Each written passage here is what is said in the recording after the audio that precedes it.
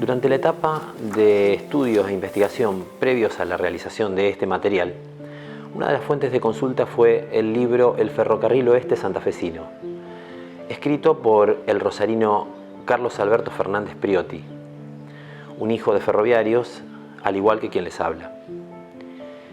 En él destaca una frase del expresidente Roque Sáenz Peña, que dice que la agricultura en la Argentina es obra del riel antes que del arado.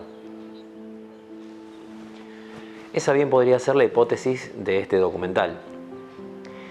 Indudablemente el ferrocarril ha sido uno de los motores que ha fomentado el desarrollo de todas las colonias de la región.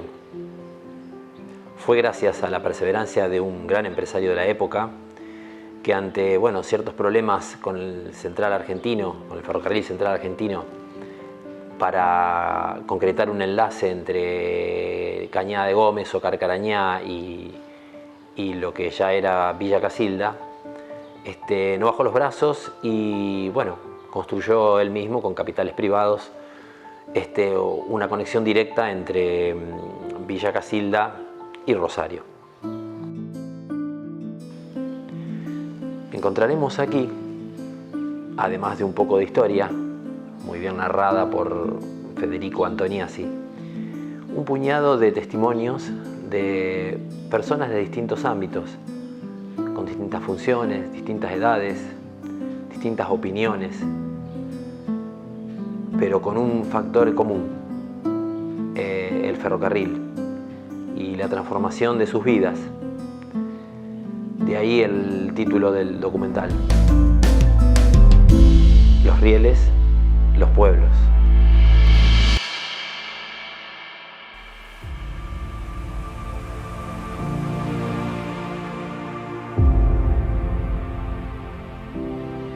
Hay que pensar que el espacio donde hoy está ubicado Casilda tuvo, podríamos decir nosotros, que un rol fundamental en la historia de las comunicaciones, porque precisamente entre los siglos XVIII y XIX, gran parte del siglo XIX, por esta región atravesaba el Camino Real, que lo que hacía era unir Buenos Aires con Córdoba y luego desde allí bifurcaba hacia el Alto Perú, lo que actualmente sería el territorio boliviano, y hacia Santiago de Chile, Cuyo y Santiago de Chile.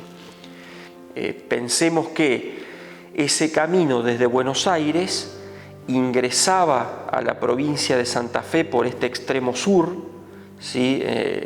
En las zonas, digamos, de Arroyo del Medio, de Pavón, del Sauce, y luego se internaba por zonas de nuestra jurisdicción, ¿sí?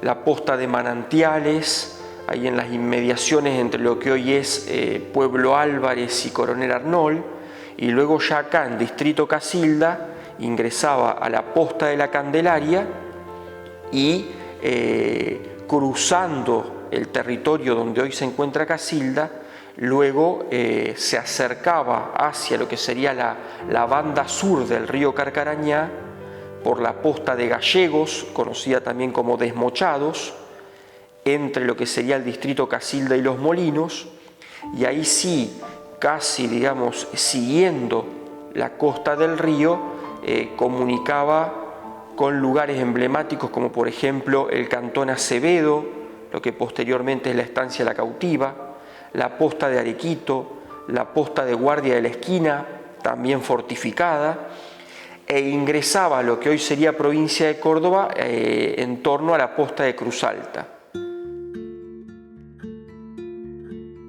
Pensemos que nosotros estamos hablando de una época en donde, sacando la Villa del Rosario, no había centro poblado como lo vamos a conocer posteriormente, con la instalación de colonias agrícolas o de pueblos, o como veremos más adelante, los famosos pueblos fundados por el ferrocarril o creados en torno a la estación ferroviaria. Recordando que es una época en donde el valor de la tierra es muy poco, vale mucho más la tierra acompañada de ganado y de aguadas y cercana a los caminos, de ahí la importancia fundamental que tenían, Acá estamos hablando de una época de poblamiento puntual, disperso, de muy poca gente, una época en donde predomina la actividad de ganadería intensiva, la actividad agrícola para el consumo, a través de pequeñas huertas, y en donde el poblamiento básico es grandes extensiones de tierras, en donde estos grandes propietarios de estancias, por lo general, en el interior de esos espacios, convivían con un montón de poblamiento precario, de ranchadas, de parajes, de pequeños puestos, con población criolla o mestiza, que era, digamos, podríamos decir nosotros, la pionera en el poblamiento de esta zona en una época en donde, como vemos, era realmente muy difícil vivir y transitar. Esta es la época, como decíamos antes, de las guerras, de la revolución, de las guerras de la independencia, las guerras civiles. Poblar acá era muy difícil. Esta era la época del famoso malón, de los ataques de las poblaciones originarias del sur de la provincia, que venían desde La Pampa, desde el sur de Córdoba, del sur de Buenos Aires, y eso hace que la forma de vida, e inclusive uno piensa la decisión de ocupar este espacio, sea un desafío. Uno se imagina que si no existiese la obligatoriedad de atravesarlos para ir de un lugar a otro, de un centro urbano a otro, sería difícil por libre voluntad tomar la decisión de hacerlo. Nos queda un registro muy importante de la intensa vida que atravesó esta zona en esa época, en un puñado importante de relatos de viajeros, muchos de ellos extranjeros, ingleses, franceses, que al realizar esta travesía cuentan en sus libros o en sus memorias precisamente cómo era transitar estos caminos y cómo era pernoctar en las postas, que eran precisamente los centros de avituallamiento, de descanso, de reposición de caballos, que se ubicaban cada 5 leguas, es decir, 25 kilómetros aproximadamente, unas de otras, podían ser 4, 5 o 6 leguas, que eran lo que generalmente llevaba la marcha de los caballos para poder después hacer el recambio. Es por eso que otra de las formas muy importantes de la circulación y del transporte van a ser los sistemas de mensajerías, es decir, empresas particulares que generalmente firmaban algún tipo de convenio o de contrato con el gobierno nacional para establecer el sistema de mensajerías nacionales, que era, aprovechando este circuito del camino de postas, llevar adelante el sistema de envío de correos, de encomiendas, de enseres, de mercadería, ¿sí? E inclusive de personas. En esta zona, por ejemplo, fue muy importante lo que va a ser el accionar de Timoteo Gordillo, que va a comunicar el Rosario con las provincias del norte, un verdadero precursor que inclusive después va a ser el recorrido que él lleve adelante tomado en cuenta por el Ferrocarril Central Argentino en la línea Rosario a Córdoba, y va a ser también un pionero de lo que después será la Ruta Nacional número 9 mucho tiempo más adelante, y otro sistema de mensajerías que era el de Rusiñol, ¿sí? Que también tenía la comunicación con Melincué, con lo que posteriormente va a ser San Urbano. Ese sistema va a aprovechar las comunicaciones establecidas ya desde la época colonial. Es decir, que un dato ahí muy importante es que, más allá de que luego el ferrocarril va a generar una gran transformación paisajística y desde el punto de vista del trazado de los caminos, no hay que pensar que un sistema elimina al otro inmediatamente, sino que conviven a lo largo del tiempo y de la historia diferentes formas de la comunicación. Inclusive antes nosotros hablábamos del sistema de postas, y hasta hay investigaciones de historiadores y de antropólogos muy importantes que intentan también conectar todo ese sistema de caminos que el español va a instalar en esta zona sur santafesina con lo que fue inclusive el antiguo sistema de rastrilladas de los pueblos originarios. Es decir, los caminos por los que atravesaban en sus incursiones los pueblos nómades, que aprovechaban las aguadas, el sistema de lagos y de lagunas del sur de Santa Fe, del sureste de Córdoba, del norte de Buenos Aires, y que también son un antecedente que luego el español que se instala en esta zona retoma. Lo mismo ocurre con las postas. Acá, partiendo de nuestra zona, el distrito que nos interesa a nosotros, el famoso Camino de la Costa, que es este que comentábamos anteriormente, que une Candelaria con Desmochados y Arequito y Guardia de la Esquina, es el camino tradicional para unir después lo que van a ser las poblaciones que crea el ferrocarril. Es decir, más allá de la instalación del ferrocarril, que une pueblos, estos caminos siguen existiendo. Hasta bien entrado el siglo XX, inclusive quizás hoy todavía pueda existir gente que al narrar relatos de sus padres o de sus abuelos hagan referencia al Camino de la Costa de Candelaria o de Casilda a San José de la Esquina.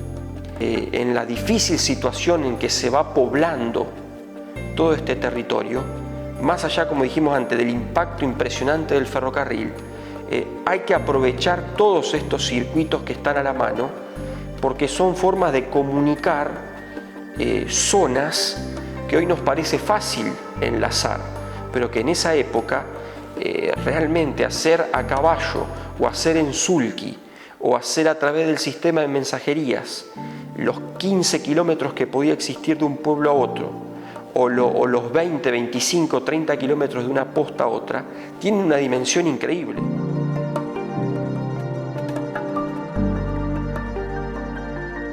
De chico, escuchaba en casa que mi abuela fijaba el horario del reloj cuando se atrasaba con el silbato del tren. Evidentemente hablaban de la época de la administración británica.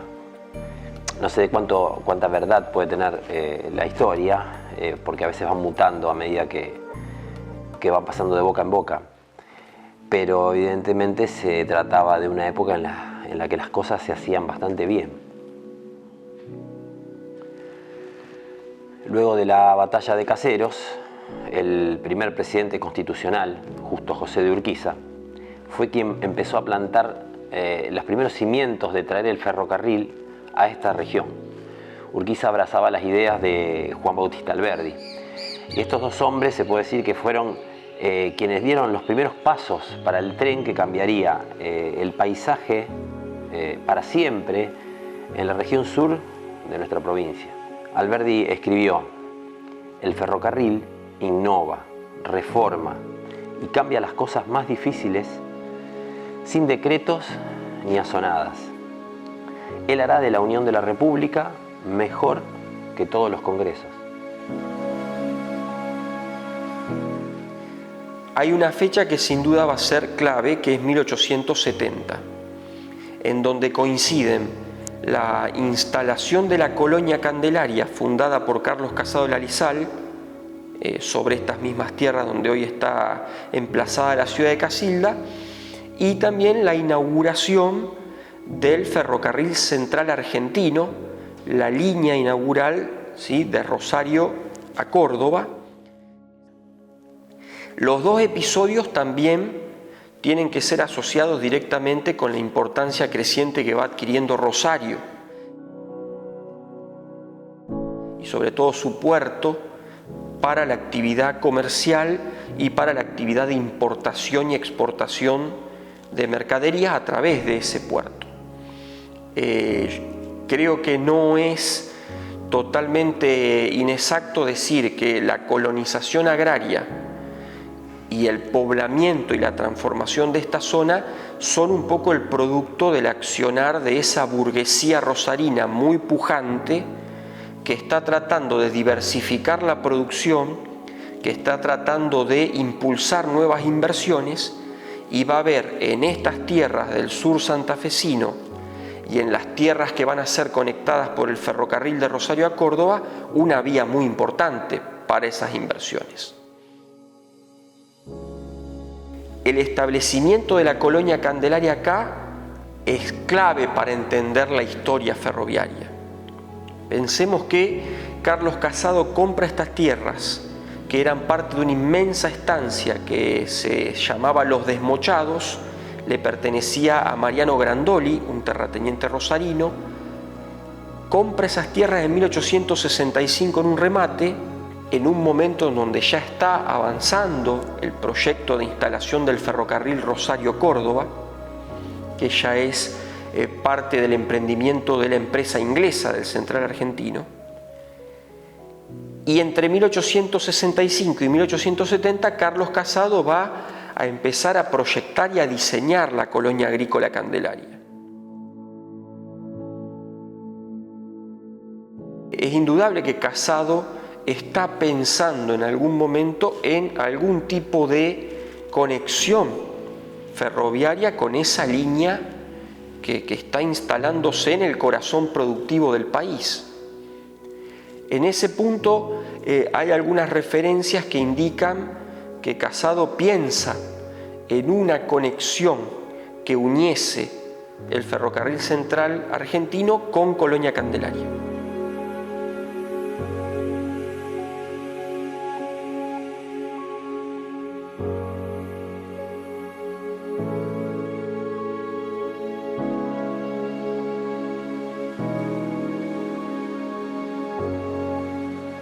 El ferrocarril central argentino tenía un trazado recto de Rosario a Córdoba que coincide con lo que después va a ser el trazado de la Ruta Nacional número 9.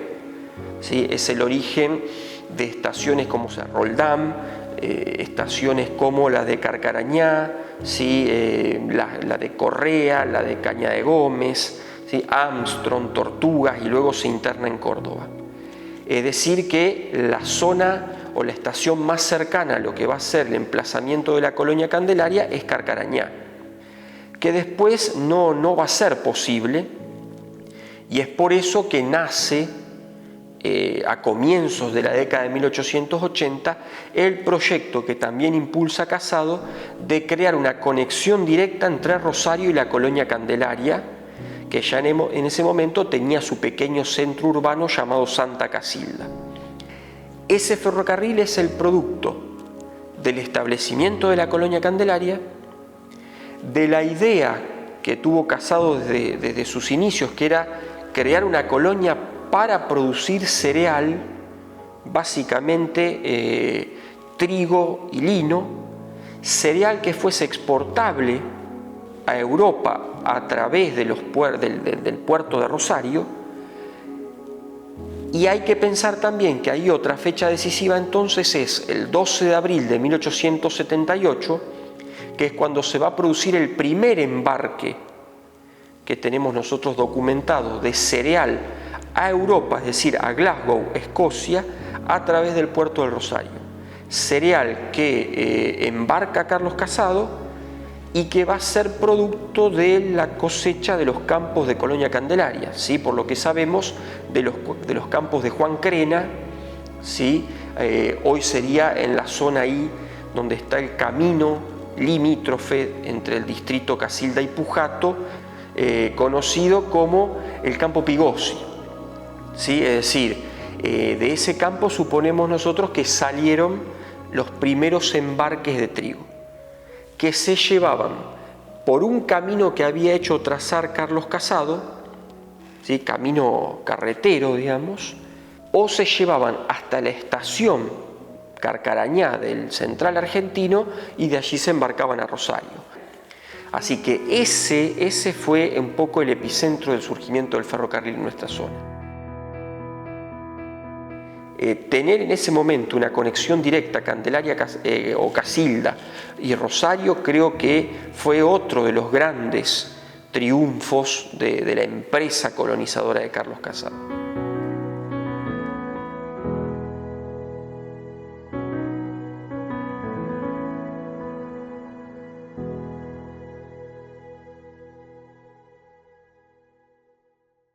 El contrato se va a firmar con el gobierno de la provincia de Santa Fe en 1881. Y aquí va a producirse algo de lo más llamativo, que es el hecho de que comienzan las obras en 1882 y el 4 de noviembre de 1883 ya se libra al servicio público ese primer tramo, esa primera sección del ferrocarril. Es decir, que estamos hablando de una obra realizada en un tiempo que hoy nos asombra. Esa primera línea va a ser el origen de lo que sería la estación Pérez, lo que sería la estación Zavalla, la estación Pujato, y va a comunicar, como decíamos antes, directamente con el pueblo que a partir de ese momento empieza a tomar cada vez más el nombre de Villa Casilda. En el caso puntual de Casilda, las vías del ferrocarril ingresaban por lo que sería actualmente Boulevard Lisandro de la Torre, cruzaban, ¿sí?, la Plaza Casado, que en ese momento tenemos que recordar que era una única gran plaza central del pueblo, ¿sí?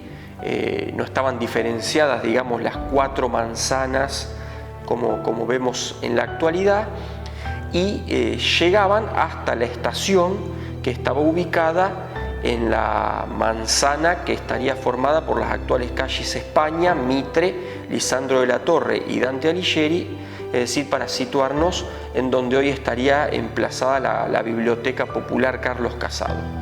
Es decir, que estamos diciendo que las vías férreas prácticamente atravesaban el centro de un poblado que en ese momento estaba comenzando a crecer. Y aquí tenemos que detenernos un momento y tratar de pensar cuál fue la magnitud de la extensión del ferrocarril para el crecimiento de Casilda y de toda la colonia Candelaria. Sin dudas que uno tiene que pensar que poquito más de 5 años antes, en 1877, Carlos Casado había planteado al gobierno nacional la necesidad de tomar un crédito porque la colonia Candelaria estaba en riesgo de despoblamiento y de ruina, debido a la conjunción de varios factores, entre la sequía, el ataque de la langosta, la crisis económica que habían arruinado un poco la cosecha de ese año. No obstante, al año siguiente se produce el primer embarque del que decíamos a través del puerto de Rosario, primer embarque de cereal, y 5 años después la conexión ferroviaria. El crecimiento que va a tomar Casilda a partir de ese momento es inusitado. Es decir, un crecimiento poblacional, un crecimiento en la cantidad y la calidad de las inversiones que van a llegar a Casilda, un crecimiento en el mercado inmobiliario, en la extensión de comercios, bares, hoteles, fondas, almacenes, todos ligados a las nuevas demandas y necesidades que creaba el ferrocarril. Si nosotros pensamos en esa transformación, sin duda, el ferrocarril va a ser uno de los factores decisivos para explicar el porqué de ese cambio y de ese crecimiento. También la empresa del oeste santafesino va a realizar las sucesivas expansiones, es decir, se van a crear las estaciones Eloy Palacios, que va a ser el origen del pueblo de Los Molinos, la estación Arequito, ¿sí?, la estación San José de la Esquina. Ahí en ese caso el pueblo era preexistente, pero la estación que funda la Sociedad Oeste Santafesino va a ser la base de toda una barriada que hoy lleva el nombre de Barrio Casado, en el pueblo de San José de la Esquina, y también la estación en el pueblo Arteaga, que también ya estaba fundado. Y del otro lado va a ser el origen de la estación Sanford, la estación Chavás, la estación Villada,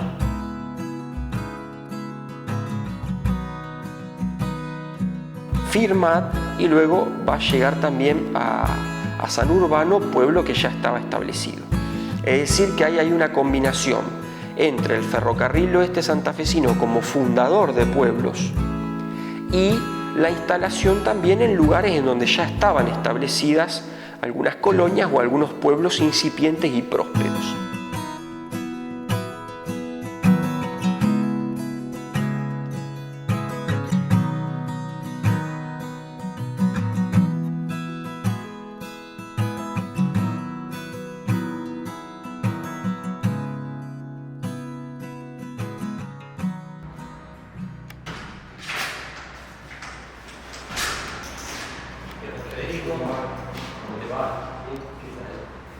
Hay otro proyecto ferroviario que tenemos que tener en cuenta a la hora de entender la historia o el vínculo de Casilda con el ferrocarril. La actual estación ferroviaria de Casilda, o las actuales estaciones ferroviarias de Casilda, que son las que la gente conoce o las que quizás alguna vez ha visitado o por las que ha transitado, no corresponden con la que nombramos anteriormente cuando hablamos del oeste santafesino.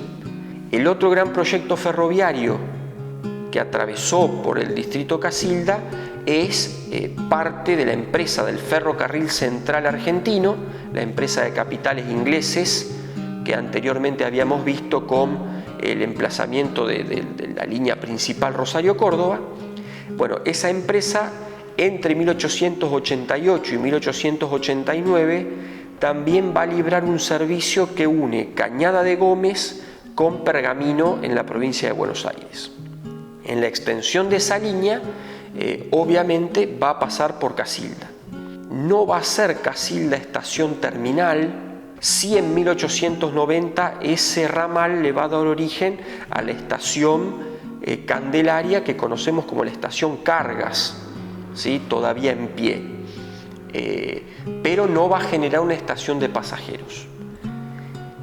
Para que nos podamos ubicar, ese ramal comunicaba Cañada de Gómez, luego va a establecer lo que va a ser la estación Berreta, en un proyecto que también es muy pintoresco y que todavía hoy está presente y mucha gente visita y tiene ciertos atractivos turísticos. Sobre ese pueblo o sobre esa estación Berreta se construye también en el siglo XX el pueblo que va a recibir el nombre de Berreta, pero que también va a coincidir con la fundación hecha por María Luisa Correa, por eso también en algunos casos se conoce como Pueblo María Luisa, y luego atravesando por el histórico puente de fierro del río Carcarañá ingresa a Casilda y va a continuar creando lo que es la estación Fuentes, y luego sí, hacia Maizales, Peirano,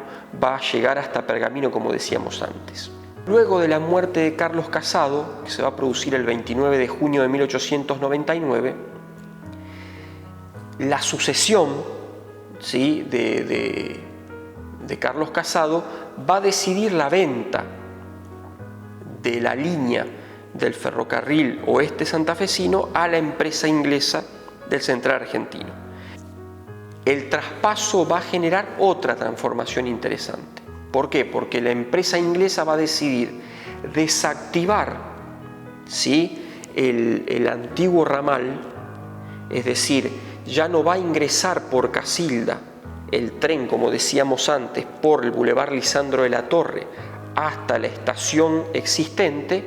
Esa estación queda desactivada y ahora lo que va a hacer la empresa inglesa es circunvalar, por decir de alguna manera, Casilda, ¿sí? Va a pasar por lo que actualmente sería el trazado del Boulevard América, ¿sí?, y va a conectar entonces el antiguo ramal Rosario-Casilda con, ¿sí?, el ramal que entraba, ¿sí?, por la línea Cañada de Gómez-Pergamino.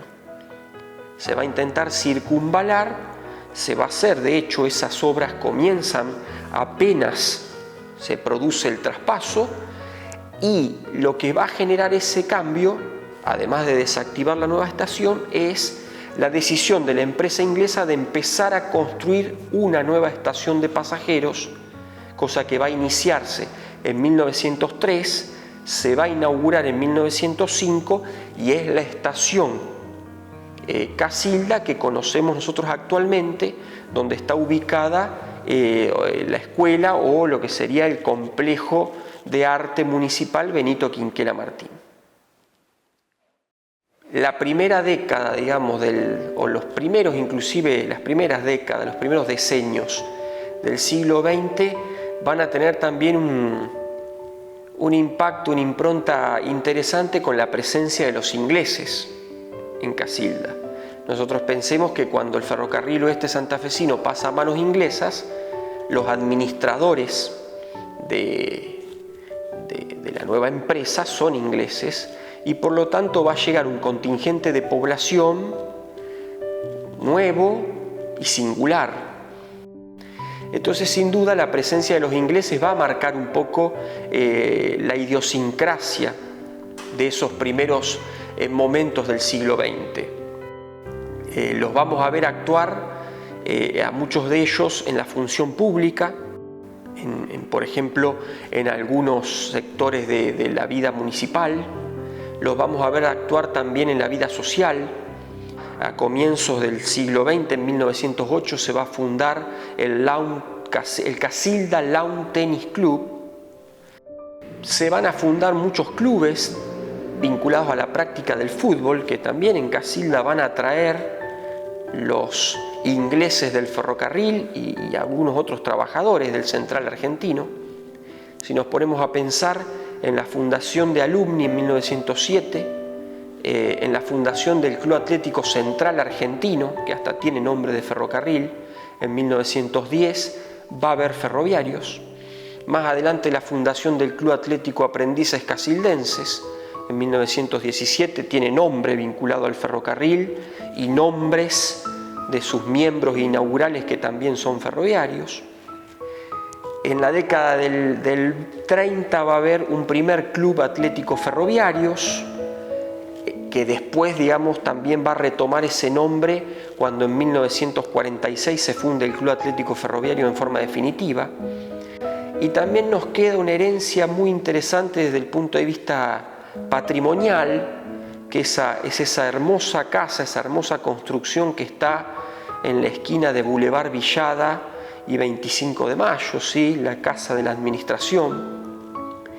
E inclusive todavía algunos vecinos hablan de haber vivido y visitado las casas de los ingleses del ferrocarril y sus familias, en donde no solamente quedan algunas de esas construcciones emblemáticas, sino además las costumbres. Cuentan la costumbre del té, bueno, como decíamos antes, la costumbre de la práctica del tenis, de una sociabilidad muy vinculada a la presencia de los ingleses. En cuanto a la administración propia del ferrocarril, muchos van a comentar lo que lograron los ingleses y está a la vista, porque si uno ve el material de los puentes, el material de las vías, el material de la estación, sin lugar a dudas es una obra fenomenal. El famoso Puente Rojo que nos queda, ¿sí?, a inmediaciones de la estación, es también uno de los patrimonios de la ciudad. La estación tiene una belleza, digamos, que todavía hoy admiran muchos de los que visitan la ciudad. Y también hay que decir que en cuanto al servicio, están las dos caras de la moneda. Los que dicen o los que hacen referencia a que la puntualidad inglesa cumplía, digamos, con el dicho en la práctica, pero también si uno recorre la prensa, por ejemplo, a lo largo de la década del 20, del 30, hay numerosos artículos que demandan la mejora del servicio. Sobre todo hay temas que son muy puntuales. Se hace sentir cuando la empresa inglesa sacaba algún servicio, sobre todo algún servicio a Rosario, que perjudicaba notoriamente a la población y al comercio. Casilda tenía una intensa vida comercial ligada a Rosario y entonces que no circularan algunos trenes era realmente algo muy perjudicial. Y el otro aspecto que es fundamental tiene que ver con la estrecha relación que hay entre el ferrocarril y el servicio de correos y telégrafos. mucho de eso, digamos, de servicio de lo que hoy sería correspondencia y encomienda, pasaba por el ferrocarril. Entonces, que los horarios y que las frecuencias sean estables y en cierta manera permanentes, hacía que esta relación con Rosario se mantenga de una manera mucho más sólida. La idea era que la carta que salía a la mañana de Casilda pudiese estar en Rosario todavía en horario comercial. En definitiva, uno lo que podría decir es que si analiza todo el periodo que va desde 1883 hasta mediados del siglo XX, un poco la vida de Casilda pasa por el tren. El crecimiento que va a vivir la inmediación de la estación, ya sea la vieja del oeste santafesino o la nueva del central argentino, y el mundo de relaciones sociales, laborales, culturales, económicas que hay en torno a ese espacio, es la muestra o la marca de esto que estamos diciendo. Todavía hay mucha gente que puede referenciar y que puede dar el testimonio de lo que ha sido esa intensa vida, vuelvo a decir, no solamente económica, social, cultural, de vínculos humanos, porque por el tren pasaba desde correspondencia hasta bienes y servicios, pero también pasaba ese vínculo, ese diálogo que podía pasarse o podía darse en la estación, podía darse en un bar cercano, en una pensión, pero que sin duda giraba en torno al tren. Es decir, que en definitiva, el trazado de un ferrocarril no solamente es el paso de una línea y la conexión de pueblos. La transformación paisajística, urbanística, barrial, social, cultural y económica que genera una ciudad inmensa, ¿sí? A cada paso que iba construyéndose.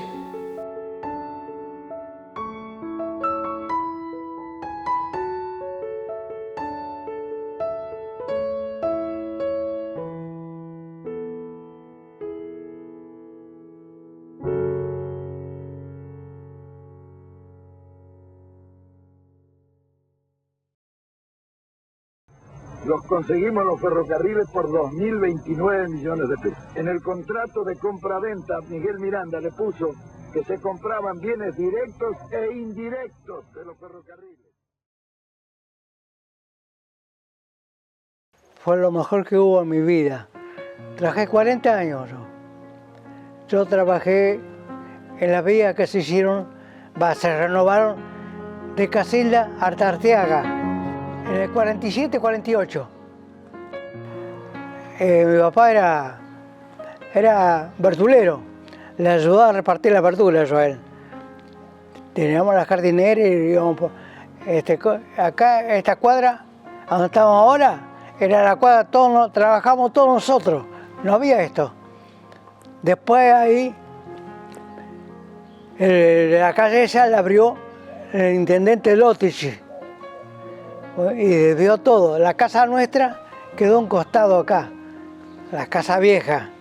Bueno, y ahí vivimos, hasta que después, en el agradecimiento, la dueña, como le dimos permiso, me dio este terreno y me hice la casa acá. Yo. Amada, el padre de Amada, me hizo la carta que le hiciera a mano y la pasé yo al ferrocarril. Y después de tanto tiempo me llamaron de nuevo, me probaron y entré en la cuadrilla. Yo trabajé en las vías que se hicieron, se renovaron de Casilda a Arteaga, toda renovación nueva de vías y durmientes y piedras, con un capataz, Escarcela. Vivía en el barrio Alberdi.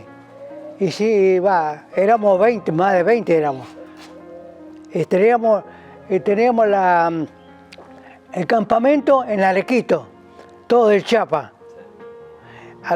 Cuando helaba, a la mañana, era una lluvia, nos teníamos que tapar. Y hicimos toda la renovación nueva, durmiente y todo. Durmiente, balasto, todo. Se levantaba la vía, se hacía el balastro era piedra que se le echaba a las vías. Después con los gatos, esos gatos de levantar rieles inmensos, los levantamos, le poníamos las piedras abajo y después la aplanamos. Todo en zorra motor, en aquel tiempo, zorra motor. Y después yo tenía una chiquita así. Bomba. La bomba, de acá en Casilda. Esa me la daba el jefe para mí que la cuide. Y le ponía candado yo. Todas esas cosas. Los ingleses vivían acá. Enfrente de la Plaza San Martín había un capo máximo que era Murphy. Bueno, y después estaba Johansen, otro inglés que vivía más en el centro. Bueno, eran gente muy estricta. Venían todos de traje, nada, así nomás, todo de traje, cuero duro, todo. Pasaban por la estación, el inglés, miraban el reloj de la estación, de la playa, de la estación del ferrocarril, miraba el reloj. Si estaba atrasado un minuto o 2 minutos, iba a decir al jefe que lo ponga en horario. Y tenía que ir yo con una escalera a poner el horario. Oh, muy estricto, muy estricto. Los servicios, ¿cómo? Los servicios estaban en la sala de espera, la boletería. En la sala de espera estaba la boletería. Después de la vuelta estaban los baños. Uno para las damas de este lado y otro para los... Todavía está. ¿Cómo es? Y después estaba encomienda. En la encomienda, toda la mercadería la traía acá. Bueno, y estaba encomienda para Ingalio, en aquel tiempo Ingalio, Garma, Blanco y Negro, las 14 provincias, muchas cosas. Y yo me daban la lista para hablarle por teléfono. A los comerciantes. A los comerciantes, porque si no le entraba la estadía. Pasaba tantas horas, le entraba la estadía. Y yo iba al teléfono, un teléfono que había así de eso de antes, y de él hablar por teléfono, me daban la lista y todo. Ingalio venía a buscar, todas esas cosas. Pedro Bruno, él era el que organizaba todo, él era el jefe máximo, era una excelente persona, muy bueno. Y me había dado a mí, yo era farolero, tenía que apagar las señales a la mañana, de todas las señales que había acá en la plaza, todo, hasta acá en la curva, atrás del Sanatorio San José, había una galte, tenía que apagar todo. Y cuando estaba el tiempo feo, no, que estaba feo, no. Pero en la calle de Buenos Aires, esa alta que todavía está, esa se movía así. ¿Cómo era el tema del farol ese? ¿Cómo Todo querosén tenía cosas adentro, tenía más de 1 litro adentro de querosén. Y la mechita, y tenía que limpiar, que se hacía un hollín, y tenía que limpiarla toda yo. Toda para que no se haga hollín, si no, no prendía. Y iba hasta la mañana, cuando estaba el tiempo frío no iba. Y había viento no iba tampoco. Bueno, y la prendía y la apagaba yo. Y los maquinistas, eran muy delicados, si había una señal apagada, era jodido. Y no entraban a veces, se paraban en las señales y no entraban. Justo eso te iba a preguntar, ¿qué pasaba si la señal no andaba? Sí, no. ¿Se quedaban ahí? No. Trabajé señalero acá en la calle La Era, ese gabín que está como quemado, los vivos los quemaron. Como, ahí había más de 40 palancas, todo a mano, así, todo. Después estaba la palanca que abría el cambio y le ponía una seguridad. tenía una seguridad que le ponía así para asegurar el cambio. No. Y se manejaba todo de ahí. Y después la maquinista cortaba el tren en la estación. Y a lo mejor volvía a Rosario, tenía que pasar la vía Hipólito Yrigoyen y había señales ahí. Me hacía por señales y bocinazos que ya había pasado. Y yo abría el cambio, pasaba acá, venía de otro lado así, hasta la Jera ahí, y venía de nuevo, enganchaba y sí, marchaba de nuevo a Rosario. ¿Que trabajaste en todos los gabines? Sí, trabajé en los gabinos, trabajé en este de acá, porque tuve que rendir, Contame eso. Tuve que rendir como como señalero. Me tomó señales, me tomó el examen, un GUS. Sí. Los GUS. Estaba Raúl GUS, estaba allá, allá en el chalet ese que hay, ahí tomaba el examen. Ahí estaba todo tráfico, todo papelerío se hacía ahí, todo.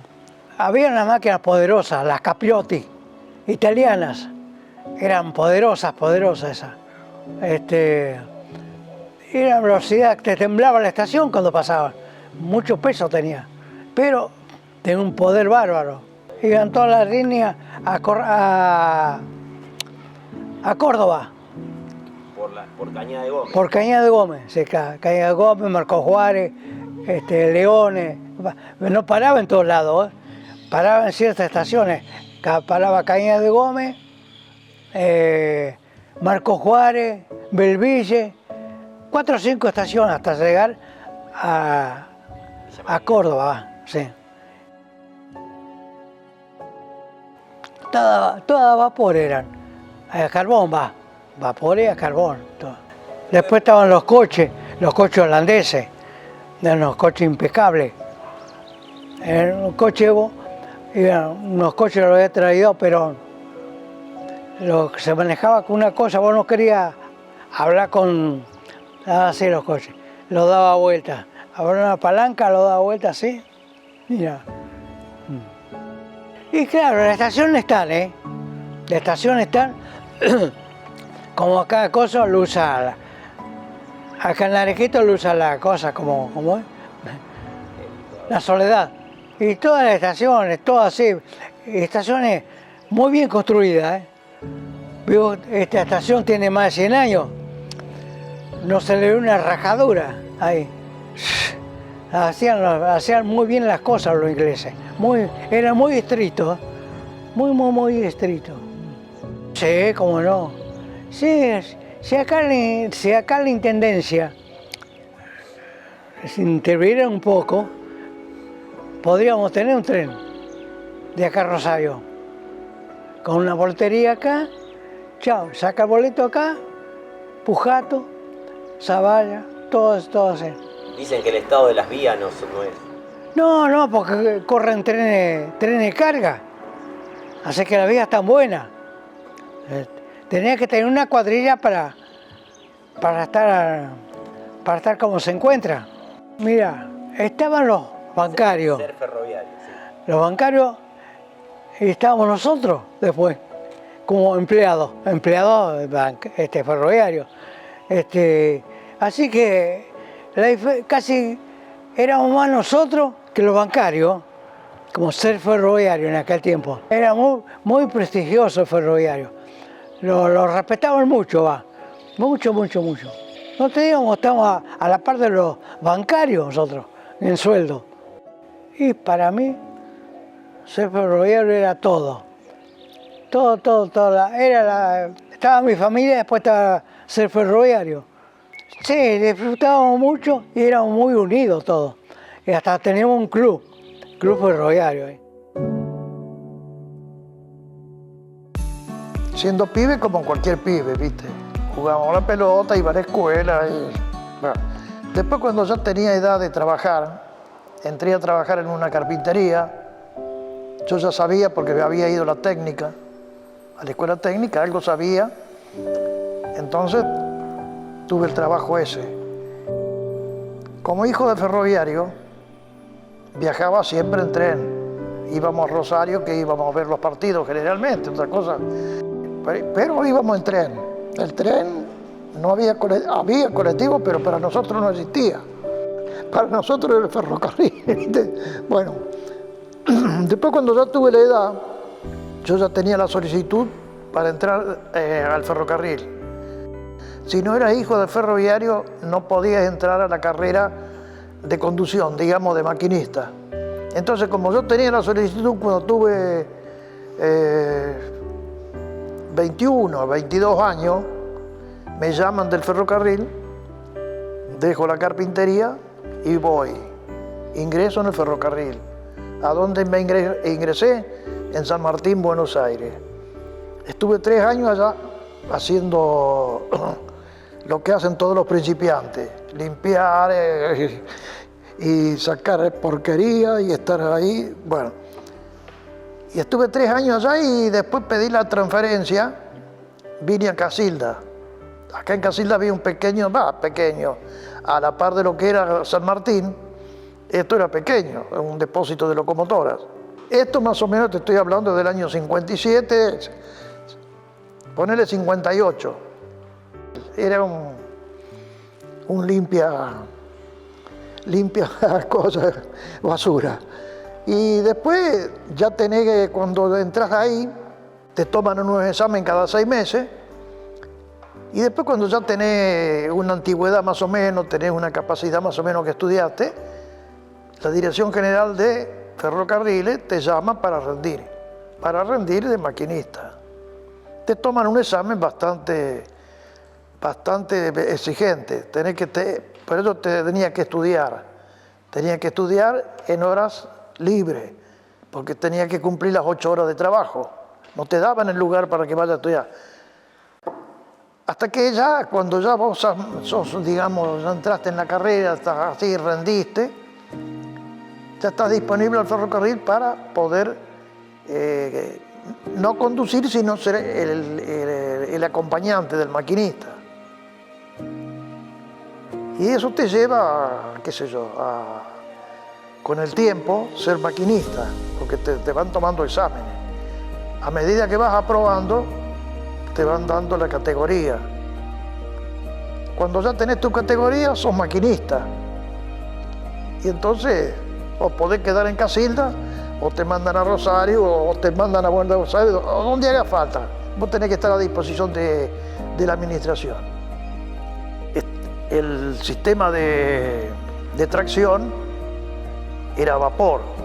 Un 95% eran todo a vapor. Todas las horas te estoy hablando yo. Después ya empezó a entrar diésel y tenía que rendir otra vez. Pero vos entrabas a manejar las máquinas a vapor. Las famosas Capriotti, que esas no estaban acá. Esas corrían los rápidos Rosario-Buenos Aires, Rosario-Tucumán. Eran unas máquinas infernales, ¿viste? Una maravilla para ese tiempo. Eran una maravilla, ¿viste? Bueno, después ya empezó a modernizarse un poco. Empezaron a traer algunas máquinas diésel y ya teníamos que hacer otro curso para poder entrar a manejar esas máquinas, que nos llevaba también unos cuantos meses, pero también siempre los estudios vos tenías que hacerlo a pulmón, como quien dice. Tenía instructores, pero eran fuera del horario de trabajo. Te voy a hablar de la parte mía y de todo lo que estábamos en la categoría, digamos. Era ser el acompañante del maquinista, porque en el tiempo de la máquina a vapor iba el maquinista que manejaba y el foguista. El foguista era yo, digamos. ¿Qué tenía que hacer? Tenía que producir vapor para que la máquina ande. ¿Con qué producía el vapor? Con el combustible que había en ese tiempo, carbono, petróleo y algunas máquinas que había acá de maniobras, digamos, que corrían los vagones de la playa de acá. Hubo momentos que se fue a leña. Bueno, y la parte nuestra era esa, dar vapor a la locomotora para que el maquinista maneje. la función del maquinista era manejar y ver las señales, y ver era el responsable del tren. Aparte de llevar la pareja de conducción, el maquinista y el foguista, llevaba 2 guardas en los furgones de cola, que nosotros le decíamos, era la denominación, furgón de cola. Iban 2. Esta gente, ¿qué hacía? Cuando había vagones especiales, llevaban la mercadería, todo el chiquitaje que le dicen. Eso era para los negocios, pero eso estaba encargado de los guardas. Ellos llevaban el control de lo que llevaban, lo que entregaban, lo que cargaban, porque a veces le cargaban para que lleven para otro lado. Entonces, de acá de Casilda se iba a Rosario, que no era muy seguido, pero se iba a Rosario. Se iba a firmar,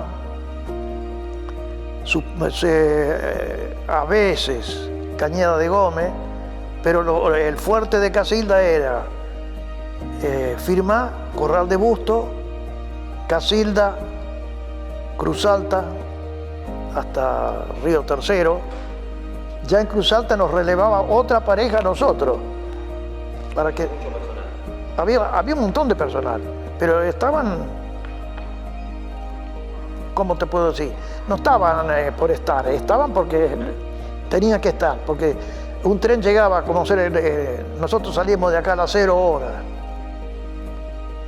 y entre una cosa y otra de acá a Cruz Alta 7, 8 estaciones, y en todas tenía que trabajar y se te pasaban las 8 horas. Llegaba a Cruz Alta ¿con qué? Con las 8 horas cumplidas. Entonces ahí te esperaba otra pareja que era de Cruz Alta y ellos seguían para arriba. El 90% era carga, toda carga. Y lo otro, hubo un tiempo que la administración le dio trenes de pasajeros a Casilda. En ese tiempo había locales Casilda-Rosario. Eran 14, 15 por día, ida y vuelta. El primero ya venía de Cruz Alta, pero después salía uno a las 5, otro a las 5:30, otro a las 8:05, otro a las 10:30, otro a las 12:30, otro a la 1:30. Mira, te doy otro a la 1:30, después había uno a las 17, me parece, otro 19 o 19:30, otro a las 21 y el último a las 23. Ese quedaba acá en Casilda y salía al día siguiente de acá a las 6. Pero por eso te digo, mirá el servicio que había en Casilda, digamos, lo que teníamos. Y acá era todo, acá era una playa importantísima, porque acá yo veía que los cargueros, los trenes de carga traían el cereal y venían acá. Vos veías, el que puede ir a ver, ahora hay Yuyo nada más. Bueno, había 14 vías, 15, y estaban siempre llenas de vagones, y había que moverlo, traerlo, pesarlo. No eran cosas hechas a la Bartola. No. Los ingleses habían hecho el ferrocarril para trabajar, y hacerlo trabajar y rendir, porque ellos lo hacían rendir al ferrocarril. Mi viejo entró de, qué sé yo, no sé por qué entró, ¿viste? Porque entró antes que nazca yo. Y trabajaba, era peón. Primero salió, se necesita peón de estación en Verabebú. Ya te daba el ferrocarril, te daba el vagón, te ponía el vagón a disposición tuya, cargá todos los muebles y andate a Verabebú. Ganaba bien. Nosotros éramos 4 hermanos, mi papá, mi mamá y una abuela, y vivíamos como duques. Salió una vacante en Cruz Alta, la pidió y la pegó. Pero ¿qué pasaba? En Cruz Alta ganaba 100 pesos más que en Verabebú. ¿Sabés? Bueno, un bacán era. Y después ya un año y medio estuvimos en Cruz Alta, pidió acá Casilda una vacante acá y acá, o sea, ¿viste? Acá se murió, ¿viste? Pero vos eras ferroviario y tenías un estatus. Algunos saben lo que hacían. Yo te hablo porque yo iba a los bailes, todo eso, en el Teatro Casado, ahí donde están haciendo el edificio ese. Vos lo conociste, bueno. Algunos hacían como decís vos, tiraban el carnet, acá hay un carnet de un ferroviario, bueno, es mío, mío. Pero había otro que agarraban el carnet y le hacían track. Así que salían perdiendo.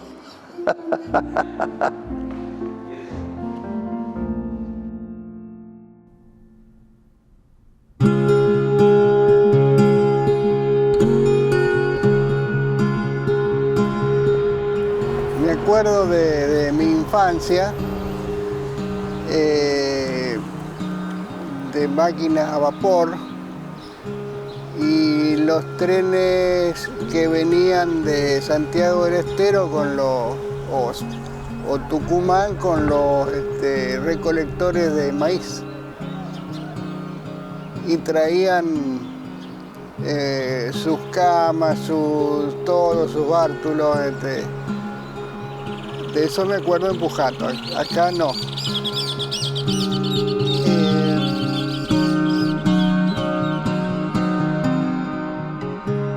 En esa época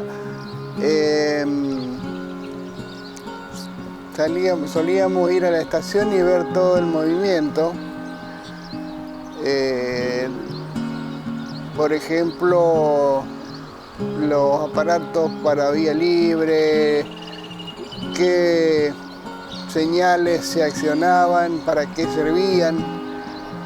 Y eso los muchachos que laburaban ahí no nos explicaban. Porque puede ser que algún día alguno se pudiera postular como futuro empleado. Era lindo, era lindo.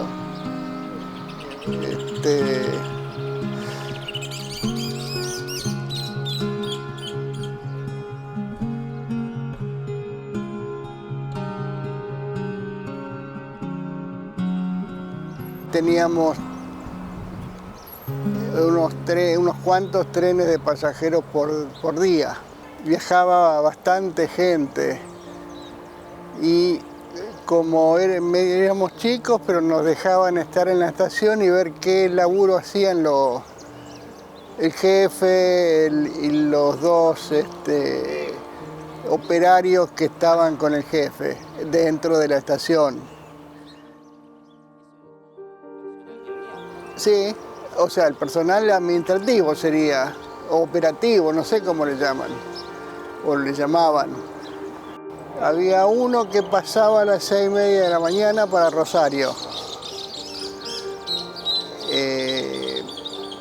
Mayormente con ese viajaba la gente incluso que trabajaba en Pérez, en los talleres. Tu viejo puede haber ido también. Muy puntuales, muy puntuales. Y 7:30 estaba en Rosario.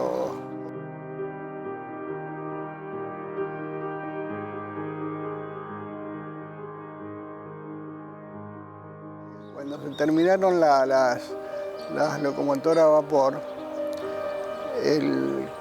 la calefacción del invierno, en el invierno en los vagones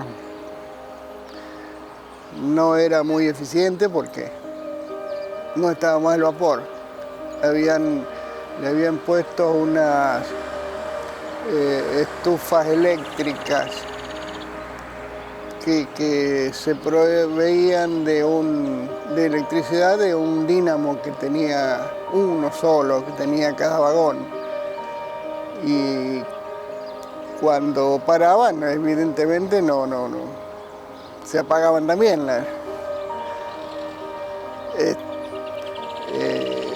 Sí tenían unas baterías para la luz, ¿no? Pero no las cambiaban muy a menudo. Una de los desvíos que había servía para que pusieran los vagones pedreros 2 o 3 porque más no cabían, y descargaba la municipalidad las piedras para hacer los pavimentos. Un desvío que cruzaba la calle de Buenos Aires y no tenía, la calle siguiente es más corta, así que no tenía mucho espacio, pero bueno, le servía bien para ello.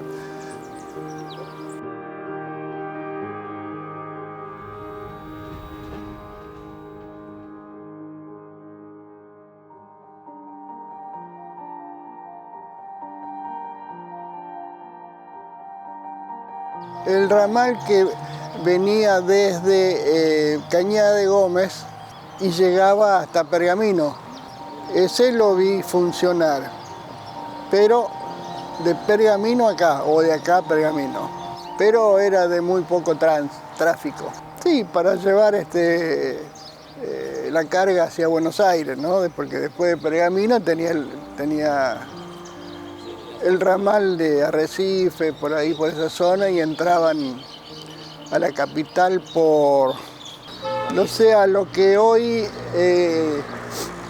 en Buenos Aires llaman la línea San Martín. Y en la época en que yo viajé todos los días cuando hice el servicio, estaba bien, en 1 hora estaba en Rosario. Y estaba en Rosario, podías sincronizar tu reloj con el tren. Sabía que a las 6:30 yo estaba en la estación de Pujato y a las 6:30 llegaba y salía.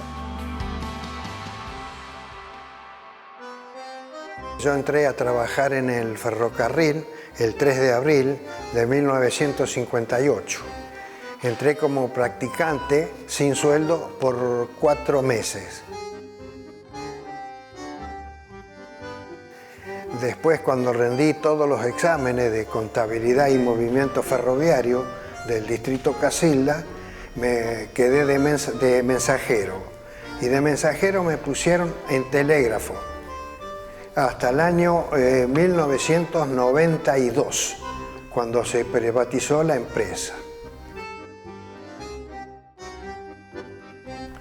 Y trabajé después con la empresa privada hasta el 31 de agosto del 2008. Esa fue toda mi trayectoria ferroviaria.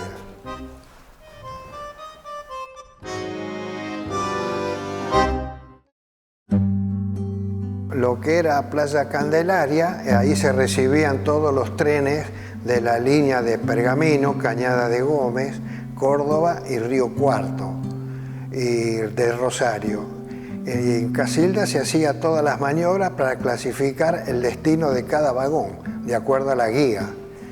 Entonces se hacía la maniobra por medio de la máquina pilota, que en ese entonces era carbón de piedra. Y recuerdo que siempre el foguista tenía que mojar el carbón para tirarlo a la caldera para que tenga más potencia el fuego. Bueno, ahí entonces se reformaban los trenes.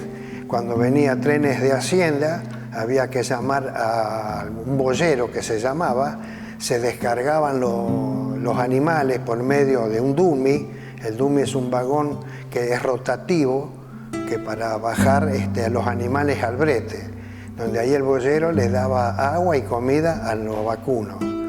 Y cuando venían vagones jaulas con cerdo, el boyero le tiraba agua con la manguera, no le daba ni de comer ni agua, le tiraba únicamente, lo regaba, lo mojaba. También cuando venían los vagones con los equinos, que venían de Ordóñez, que esos caballos eran de carrera o de polo, eran todos de los militares, eso venía con un soldado custodiándolo, los animales. Esos no se bajaban, le daban de comer en el mismo vagón. Y ese vagón estaba forrado con cuero para que los animales no se lastimen.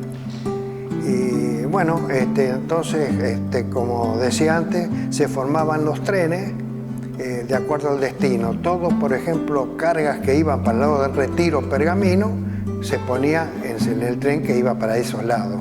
Igualmente que Cañada de Gómez en lo de Rosario.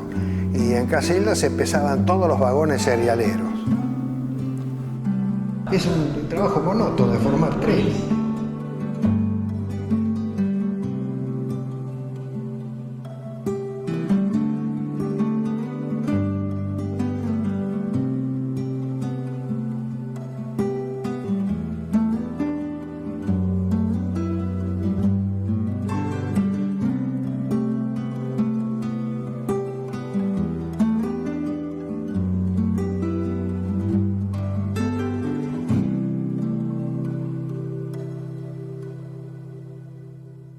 Casilda era central de toda la zona, ¿no es cierto?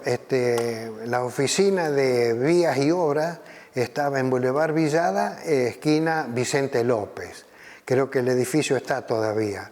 La oficina de control trenes y tráfico está en Villada y 25 de Mayo, en la esquina, donde están las barreras ahí de Villada. Después estaba Telecomunicaciones también en ese mismo edificio, tenían oficinas aparte. Telecomunicaciones comprendía telégrafos y señalamiento y teléfono, por supuesto. La oficina de cargas estaba ahí en Vicente López, casi Pedernera. Ahí todavía están los edificios y el galpón fue demolido en el año 90. Por la municipalidad mandó gente para demolir el galpón de carga. La oficina queda y están habitadas ahora. Yo conocí las locomotoras a carbón de piedra, que llevaban todos los trenes, tanto de pasajeros como los de carga. Yo me acuerdo cuando la gente del galpón de máquina cargaban el galpón con la cigüeña. Salían negros los muchachos del hollín del carbón. Después, en el año 1961, ya empezaron a correr las petroleras, que se llamaba al petróleo crudo. Tanto los trenes de carga como los trenes de pasajeros. La diferencia de los trenes de pasajeros era que en las ruedas eran mucho más grandes que los trenes de cargas. En el año 66, 67, los coches motores, que habían reemplazado en ese momento a todas las diésel, la Gaia diésel, tardaban 55 minutos de Casilda a Rosario Central, ahí en Huirre y Corrientes. Me acuerdo que se vendían muchos pasajes.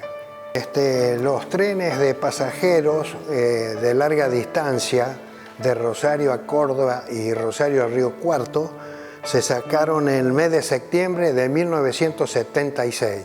Ahí dieron la orden de que no corra más ningún pasajero a esos destinos. Yo no creo que sea muy posible la corrida de trenes de pasajeros de Casilda a Rosario, ¿no es cierto? Porque no hubo mantenimiento. Los trenes, por ejemplo, los trenes de carga antes corrían a 40, 45 y ahora no pasan los 20 kilómetros por el estado de las vías. Se rompía un riel, sacaban de otro riel bueno, lo colocaban ahí y ese lugar que sacaron el otro riel quedaba anulado el sector ese de vía. Así que no creo, ojalá que se pongan, ¿no es cierto?, los locales, pero por el momento me parece imposible.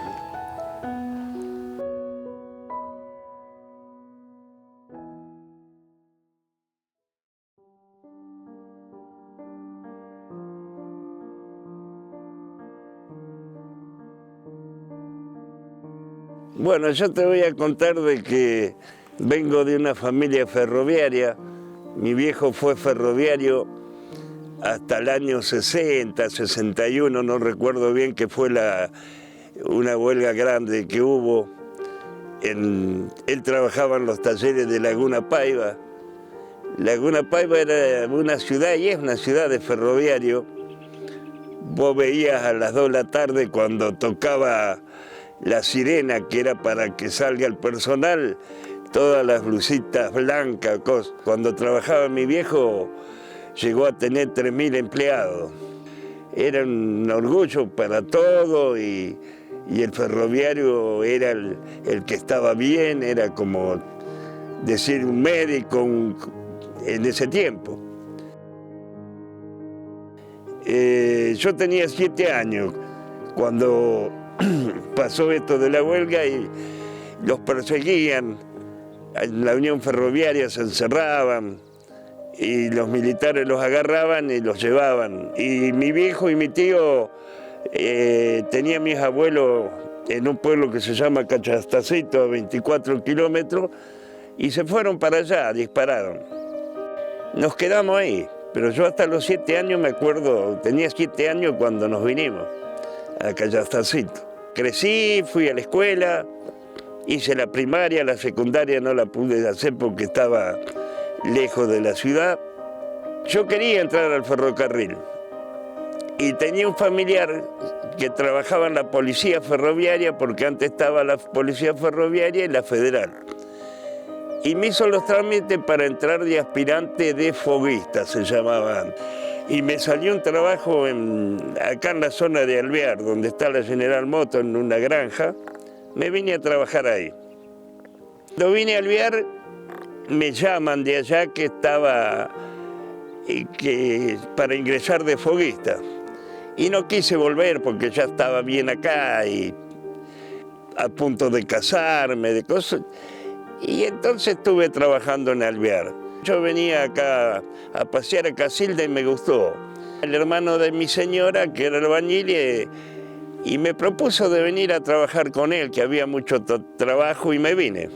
Y trabajé con él, compré el terreno, compré ladrillo, y en 7 meses me levanté la casa. Y en el año 80 vino un parate de trabajo de Gerardi, y la gente salía a trabajar y tiraba los precios abajo. Nosotros pagábamos jubilación, todo, y estábamos acá en Boulevard Villada y Vicente López haciendo una casa, y venía el inspector de vía y obra a tomar mate con nosotros. Y me dice, el hombre me dice, ¿no querés entrar al ferrocarril?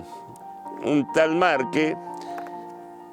Y mi cuñado me dice, aprovechá, sos joven, yo te hago entrar, dice, en vía y obra, que eran los catangos. Catangos le llamaban porque era el que arreglaba las vías, que los puentes, limpiaba. Y entonces le dije que sí.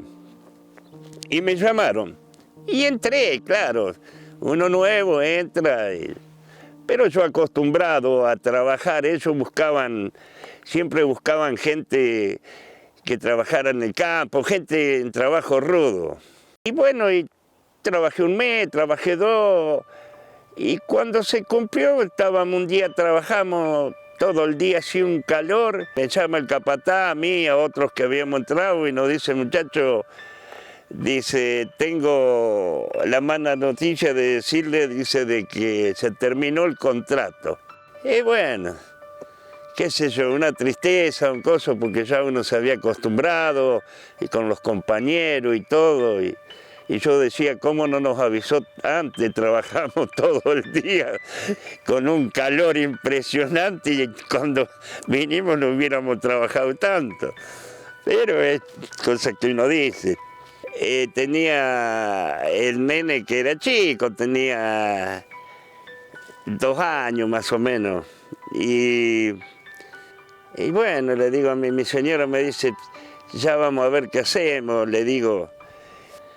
Y yo trabajaba en Alvear, cuando vine en Caricó, vinieron a buscarme para llevarme de vuelta. Y yo le digo, no sé, vamos a ver, le digo, lo voy a pensar. No, pero venite, dice, con nosotros, vino el gerente de la empresa. Y viene que me vuelven a llamar otra vez del ferrocarril. Menos mal que no me fui a otro lado, me llamaron y qué contento, volví. Y ya ahí volví otra vez a la vía y obra de provisorio. Y bueno, trabajé ahí en vía y obra. arreglando la vía, pasando calores, todas esas cosas, porque no es fácil.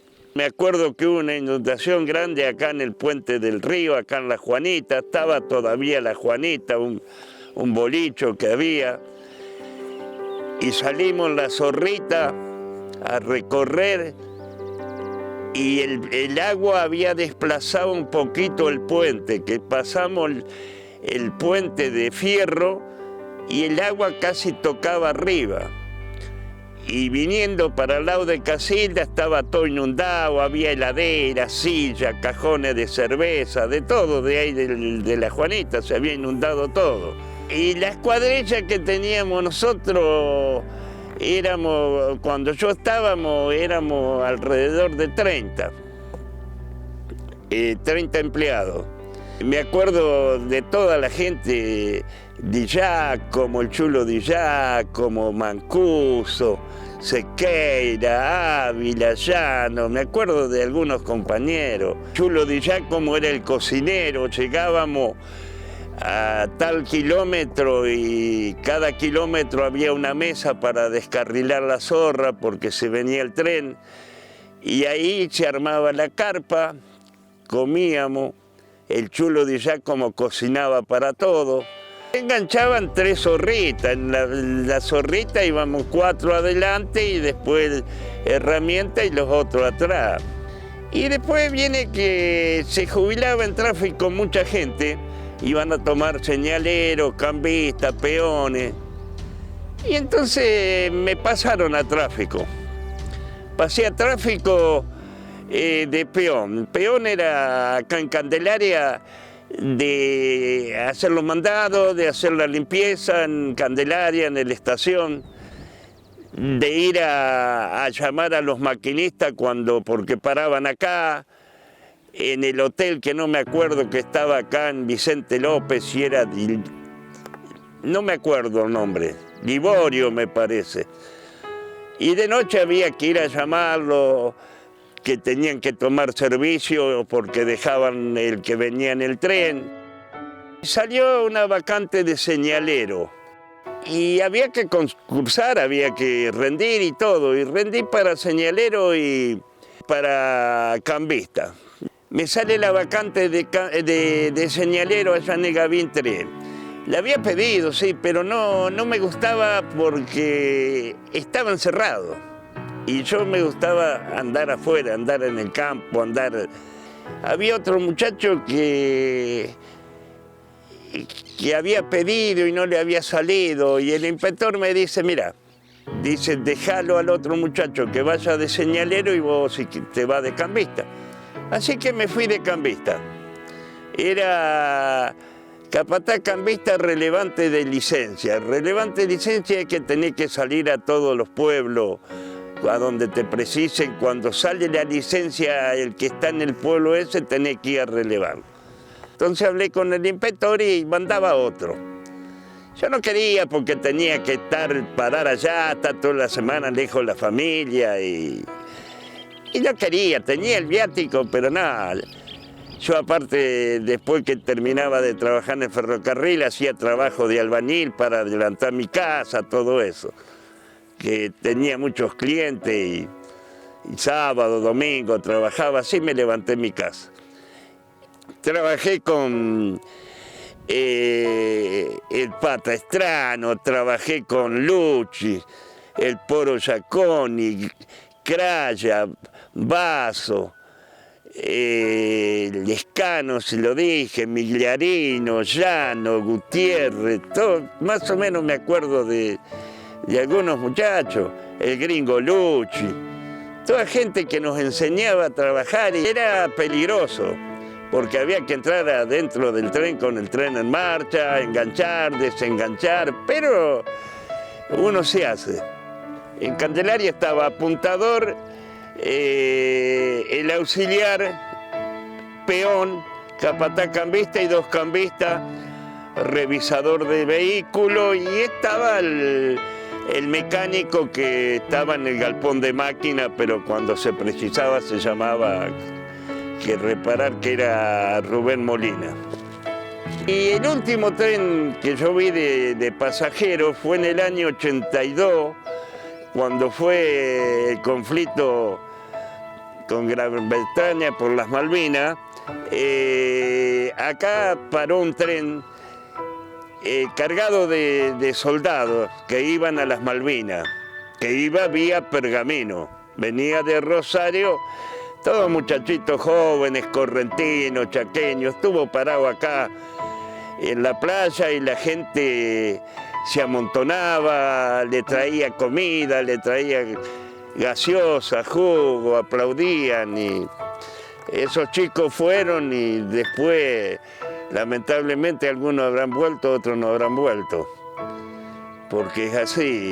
Y después a los 2 o 3 días llegaron unas chatas, todas tapadas con lona, también con algunos soldados, y estuvieron acá en la playa y nos enteramos, decían que eran fierro, y después nos enteramos por los soldaditos que vinieron que no eran fierro, eran misiles, armas de guerra que llevaban para embarcar. Ese fue uno de los últimos que vi, el ramal a Pergamino. Privatizaron, agarró la NSA y bueno, ofrecieron el retiro voluntario y un montón de muchachos agarraron el retiro voluntario. Yo no me voy, me quedo. Si no me precisan, me tienen que pagar lo mismo, pero voy a esperar hasta lo último. Y, bueno, la NSA agarra un día, me llega un telegrama a mi casa citándome a Rosario.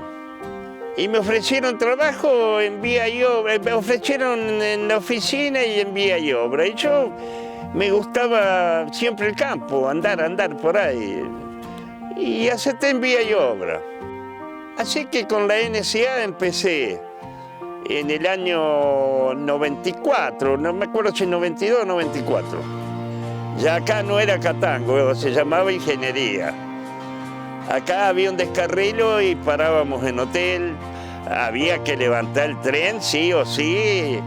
No importaba si demoraba 3 días y 3 noches, pero nos turnábamos y se trabajaba. Pero se trabajaba con ganas. Inundaciones, me acuerdo. Poner armar un paredón con todas compuertas entre el agua, con todas compuertas de vagones, soldarlo. Llenar bolsas de arena y estar tapando para que no cruce el agua la vía, porque se llenaba la vía, estaba llena, y para parar el agua que venía, porque habían abierto una alcantarilla. Pero ¿qué pasa? Que en ese haya vino con todo maquinaria. En ferrocarriles se agujereaba se cortaba el riel con una sierrita, con una sierra. Entre dos nos sentábamos y estábamos casi 2 horas para cortar un riel. Y para agujerearlo lo mismo. Y en ese trajo todo maquinaria nueva. El kilómetro que se hacía con ferrocarril, a lo mejor en 15, 20 días, un mes, en NSA se hacía en un día. Porque estaba el que agujereaba, el que colocaba el tirafondo y el que lo ajustaba. Estaban las máquinas, la matiza, que es una máquina que tiene que anivela todo, va con unos brazos que tiene, va rellenando abajo. Y antes era todo a pulso. Y viajábamos con NSA en camioneta, íbamos para todos lados. Antes era en la Zorrita. Ir a San José en la Zorrita, antes con esas heladas, salíamos a la mañana y llegábamos allá al mediodía. Íbamos a llevar nafta, dejábamos la nafta y volvíamos, tapados con cosas. En tiempo de verano se venía bien porque los calores, pero se viajaba todo el día. En cambio con NSA, con la camioneta, si no se iba por la vía, se iba por la ruta. Y yo te digo, ser ferroviario para mí fue lo más lindo que hubo.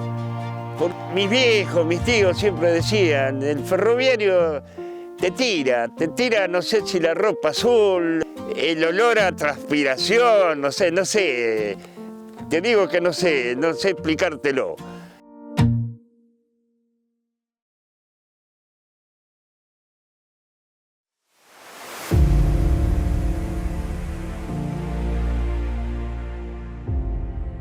Mi ingreso al ferrocarril fue en 1982,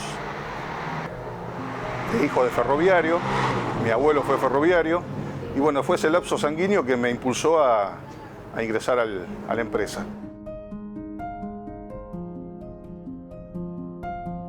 Un 29 de junio de 1982 ingresé acá en la estación de Cañada de Gómez.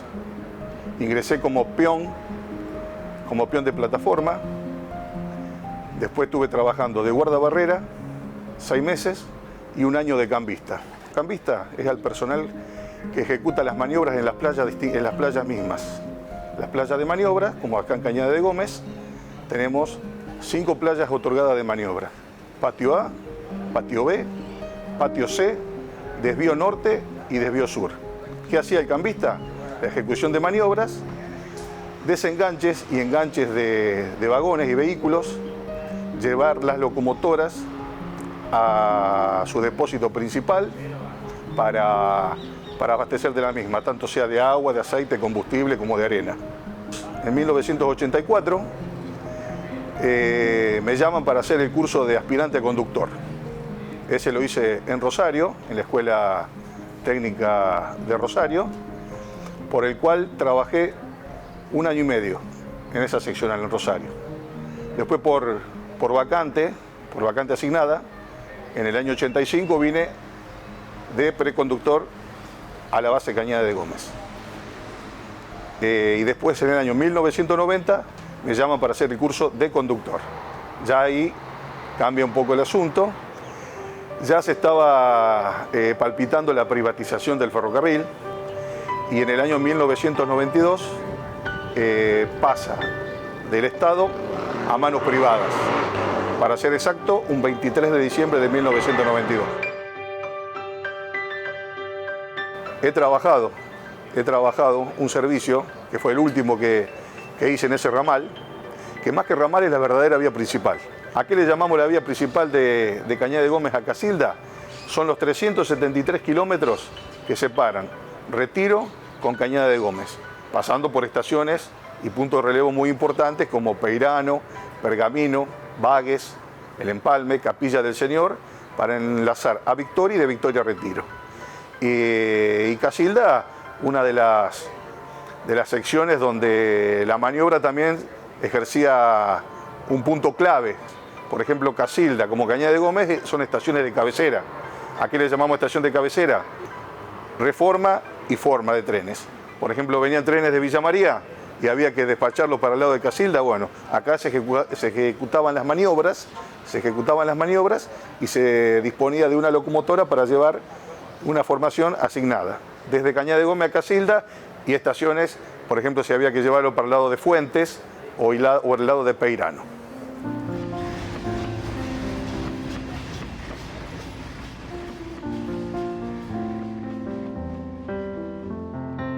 Aproximadamente para mayo, abril de 1992. Después nunca más circularon trenes por la vía principal. Bueno, el enlace desde Cabín 2 hacia el lado de Casilda lo tenemos a unos 800 metros de acá de la estación en sí, ahí donde el señalero disponía los cambios para conectar lo que es Cabín 2 con Berreta, estación clausurada en ese entonces, y Casilda, para continuar hacia el lado de Fuentes y los empalmes correspondientes que tiene Casilda en la actualidad, que van para Firmat y para Pérez, vía ascendente y vía descendente. Se han originado descarrilos, accidentes que han llevado a que el tren de pasajeros, por ejemplo el Rayo de Sol, el Serrano, han tenido que venir por vía Pergamino. Y la estación de Berreta estaba clausurada en ese entonces. Pero lo bueno de circular por esa vía principal era ver pasar el puente del río Carcarañá. Era una dulzura. Mirá, a uno le llenaba de emoción pasar el puente del río porque le traía tantas cosas, tantos recuerdos, y en esa misma estación de Berreta la gente, al ver muy poco movimiento de trenes, pasaban, sentían la bocina y ya era era un logro de decir qué orgullo que tenemos por ver pasar un tren que ahora en estos momentos, 30 años desde que ya dejaron de circular. Pero una muy buena experiencia, una muy buena experiencia. Se había provocado un descarrilo entre Varadero y Rosario y los trenes de pasajeros de larga distancia vinieron vía Pergamino, Casilda, Cañada de Gómez. Los 5 minutos por itinerario que tenía parada el tren acá en Cañada no se pudieron hacer porque el tren al venir ya atrasado, solamente tuvo una parada de 2 minutos. ¿Qué pasa con esto?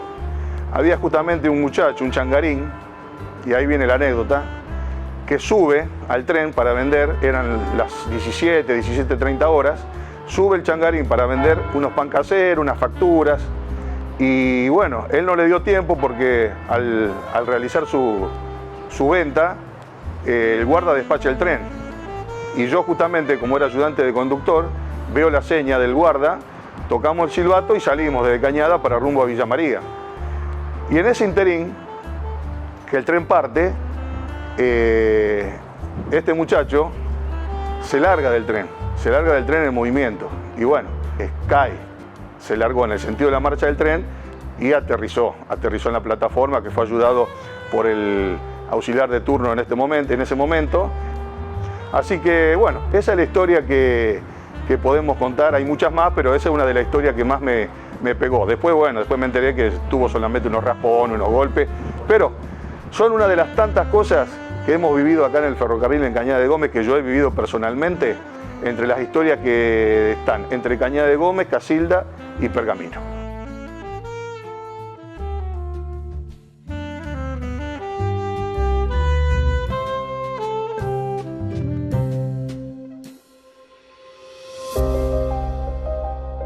Buenos días, me llamo Rubén Hugo Frede,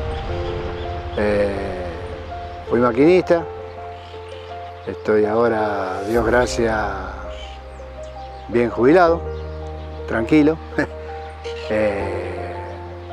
Comencé en el año 1982 haciendo un curso de aspirante de conductor. Entré gracias al apoyo de mi viejo, José Frede. Él era cambista en esa época, después fue subiendo con los años, llegó a ser inspector de playa. Y bueno, por el tema vacante y todo eso, nos tocó como base Villa Constitución. Estuvimos trabajando en Villa Constitución ahí desde marzo de 1982 hasta noviembre del mismo año, de 1982. Entonces en noviembre de 1982 agarramos la vacante a Rosario y bueno, y continuó la carrera normal de aspirante a conductor. Fueron 4 años de carrera hasta 1986 que nos llamaron para hacer el curso de conductor. Fueron primero 55 días de reglamento y señales, casi 5 meses más se estudió todo lo que era locomotora, reglamento, señales aparte. Y bueno, hasta fines de 1986 que nos recibimos de conductor. Para marzo de 1987 ya pegamos la vacante de conductor. Algunos tuvimos la suerte de quedarnos en Rosario mismo. No moverme, no tener que ir a trabajar afuera, solamente con los viajes normales, de estar a órdenes para la empresa. Y bueno, éramos llamados después de los descansos a los distintos lugares del país que viajábamos. Uno de los viajes que hacíamos éramos para la zona de Casilda, dejábamos servicio en Casilda o algunos seguíamos de largo y dejábamos servicio en Chavás, pero la gran mayoría quedamos todos en Casilda ahí. Así que yo aprovechaba, me iba en vez de quedarme en la pieza, me iba a la casa de mi abuela, que vivía ahí en Casilda, así que, bueno, era lindos viajes, era un viaje muy lindo, muy emotivo, porque uno se quedaba con la familia, ¿no? Íbamos en la locomotora, normalmente éramos dos, que era el conductor y el ayudante de conductor, que era, bueno, yo lo fui hasta que comencé el curso de conductor, era ayudante de conductor. Siempre fuimos dos en la locomotora. Y en el final del tren, que era donde iba el furgón, un guardatrenes, que se denominaba jefe de tren, ¿no es cierto? Porque era él el jefe del tren, el que se encargaba de todo, con excepción de los primeros vagones, que en esa época los primeros vagones eran los frenos. Eso lo revisaba el conductor y el ayudante revisaba la locomotora cuando relevábamos así. Pero el guardatren era el verdadero jefe de tren, era el que decidía qué era lo que se hacía con el tren. Por eso tenemos que estar siempre atentos nosotros a lo que era el furgón, ir siempre mirando por los espejos hacia atrás o sacando la cabeza y mirando a ver la señal del guarda. Eran locomotoras Alco Montreal, locomotora muy potente. La más grande era la locomotora de la GT22 General Motors. Muy linda locomotora, cómoda. Aparte el sonido para nosotros era algo espectacular. Cuando uno aceleraba se escuchaba el sonido de la turbina. No, era una cosa de loco. Para el que realmente era conductor y lo sentía, era algo muy lindo, muy lindo. Teníamos locomotoras de otro ferrocarril, que era del ferrocarril San Martín, era como nosotros le decíamos, la Quito Chica, que era, bueno, la misma potencia que locomotoras Gaia, que eran del Mitre, de 1350 HP. Y bueno, y también había otra locomotora, también GR12, que eran también General Motors, también de potencia menor a las Alco y a las GT22, y las General Motors grandes. Las locomotoras son diésel eléctricas. Diésel por el motivo que tienen un motor diésel de 8 o 12 cilindros según, y eléctrica porque tienen un generador principal inmenso, grande, el cual el motor diésel en sí es para poner en movimiento primero al generador principal, que es el que genera la energía y le manda corriente a 6 motores de tracción que están debajo de la locomotora, y esa es la forma de que se mueve la locomotora eléctricamente. Ya empezaron en el año 91, si mal no recuerdo, empezaron a privatizarse lo que eran ferrocarriles. Primero fue una parte de Villadiego a Bahía Blanca, el cual estaba el ferrocarril Ferro Expreso Pampeano.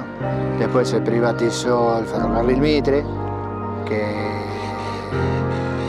entramos, o la gran mayoría de los muchachos entramos en el nuevo Central Argentino. Fui elegido para hacer un curso de instructor, y de ahí en más empezamos a dar los cursos de capacitación a toda la gente que entraba al nuevo ferrocarril, llegaba al nuevo Central Argentino.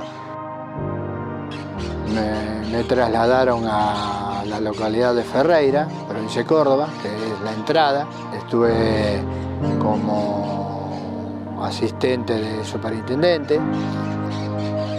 Nos dirigía desde otra localidad porque ellos estaban en General Dehesa, Dalmacio Vélez Arfi, en esa zona, que estaban los dueños de la empresa, que era la aceitera General Dehesa. A Dios gracias, siempre tuve el respeto de todos los muchachos, tanto sean conductores como guardabarrera. Lo importante era llevarse bien con todos, ¿no es cierto? Y así conseguir el respeto de todos.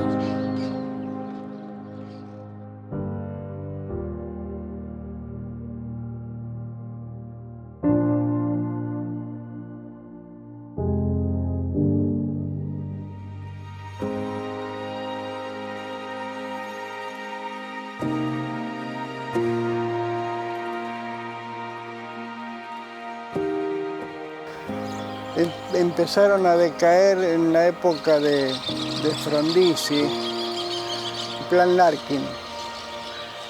Por la mala administración y mucha política. Mucha política y empezó los gremios. Mucha política había. Falta de inversiones y la falta de mantenimiento. Para mí fue eso el ferrocarril que se vino abajo. No se trabajaba, era todo política, y eso no andaba en el ferrocarril. Y nadie lo apoyó, ¿no es cierto? Porque a lo mejor habría otras clases de intereses, vaya a saber cuáles son, ¿no es cierto? Cuando el lobby que hacían las compañías de camiones, la compañía del transporte terrestre, ¿qué hicieron? Trataron de boicotear lo más posible al ferrocarril, desacreditarlo en todas las formas posibles. Y se empezó a venir abajo, cada vez más abajo, hasta que desapareció acá. En el olvido, digamos. Quedaron clausurados.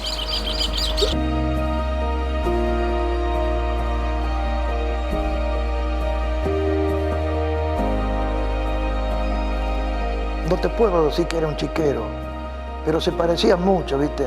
No tenían limpieza, no tenían servicio de mantenimiento. Por ahí venía un coche, venía sin luz porque se había qué sé yo qué, no lo arreglaban, lo dejaban así. Y aparte el servicio, que por ahí el coche se descomponía, lo sacaban acá en Casilda, lo dejaban ahí en la playa hasta que se le ocurría que tenían que venir a buscarlo, lo llevaban y lo arreglaban 2 o 3 años después. Entonces, todo ese trabajo fue boicoteando al ferrocarril. ¿Y la gente qué hizo? La gente, el usuario, fue al colectivo. Cuando entró a trabajar el colectivo, el tren terminó de caerse. Me acuerdo los últimos trenes que venían, este es el último que viene de Rosario, él decía, este es el último, y todo así. Y a veces los chicos, algunos lloraban. Y quedamos un montón en Pampa y la Vía. No para un bien, para un mal de todo, del público y de todos nosotros, todo con familia, todo. Muchos se enfermaron. Cooperativa pedía vagones y el vagón demoraba un mes. Los vagones pedían, se llamaban operativos. Y no sé qué pasaba, si no quería que anduviera esto, casi seguro que sí, y no mandaban los vagones. Entonces, ¿qué pasó? Empezaron a mandar por camiones, y ya dejó la cooperativa y después Agricultores Federados, y empezó también a cargar algunos, y por ahí mandaban uno, le demoraba un mes. Ya no mantenían tanto las vías. Empezó a decaer hasta el año 89, 90, que ya empezó a decaer de por sí casi todo lo que era ferrocarriles. Y ya empezaron en el año 91, si mal no recuerdo, empezaron a privatizarse. Se privatizó el ferrocarril Mitre, entramos, o la gran mayoría de los muchachos entramos en el nuevo Central Argentino, lo que ahora todavía sigue siendo el mismo ferrocarril, NSA. Cambió la forma de trabajo, la mentalidad de la gente, la tecnología. Desgraciadamente quedó mucha gente fuera, mucha gente afuera. Fueron momentos difíciles de incertidumbre, no se sabía qué iba a pasar con el personal, quién era el personal asignado que quedaba. La empresa se quedó con un 30% del mismo, otro 70% fue, no digo despachado, pero se le ofreció retiro voluntario a muchos, algunos lo aceptaron, otros quisieron seguir quedando hasta el último tiempo. Marzo, abril y mediados de 1993 ya empezaron las indemnizaciones. Se empezó a indemnizar al personal. Yo mismo todavía seguía el sistema este de boicotear el ferrocarril. Yo seguí trabajando en el ferrocarril, pero me mandaron a Rosario. La base mía no era Casilda, sino Rosario. ¿Qué pasaba?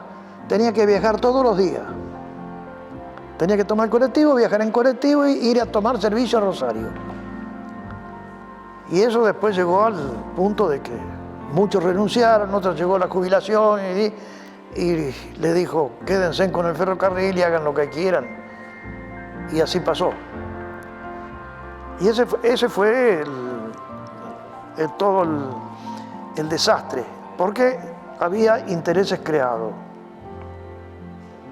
Los intereses creados, ¿quién eran? Las grandes empresas que no le importaba el país, no le importaba nada. Le importaba vender colectivos y poner colectivos a trabajar ellos. El comienzo de la destrucción de lo que había de ferrocarril, ellos agarraban por montones la administración, grupos, y los dejaban cesantes. Cesante, y vuelve a protestar y dice, a mí me dijo, dice, después tenés una foja de servicio, bueno, me dijo un administrativo, dice, pero yo recibo órdenes, dice. Digo, ¿y me van a pagar? ¿Sabés lo que me dijo? Si tenés suerte. Y a vos te daban ganas de llorar. Más siendo hijo de ferroviario, viste que había vivido toda la vida en el ferrocarril, prácticamente, viste. Así que tuve que aguantármela, como muchos o como todos, y decir, esperar que venga alguien y diga, porque como te dije antes, cualquier paisito, chiquitito nomás, está ferroviariamente hablando en condiciones de pasarnos por arriba. Nosotros que podíamos tener la categoría por ser hijos de ferroviario, que podíamos ser maquinistas, manejar en tren, era una cosa bárbara. Para todo lo que vos le preguntabas, ¿qué te gustaría hacer? No, maquinista, dice, maquinista te decían, todos, ¿viste? Y cuando llegó la orden de que te dejaban cesante, ¿qué tenía que hacer? Tirarte al suelo y ponerte a llorar, ¿viste? Yo tuve, cuando me llegó la primera cesantía, protesté, hice de acá, mandé nota, al canasto. Y después de 4 o 5 años me llaman de nuevo. Y trabajé 5 años más y también. Después vino la orden a dormir a su casa.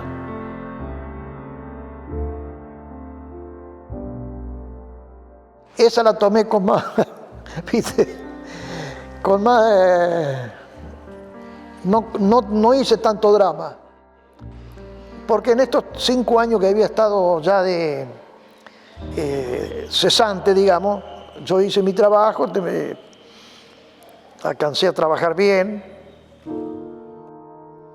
y dejé el ferrocarril. No dejé, me dejó el ferrocarril y sigue como está.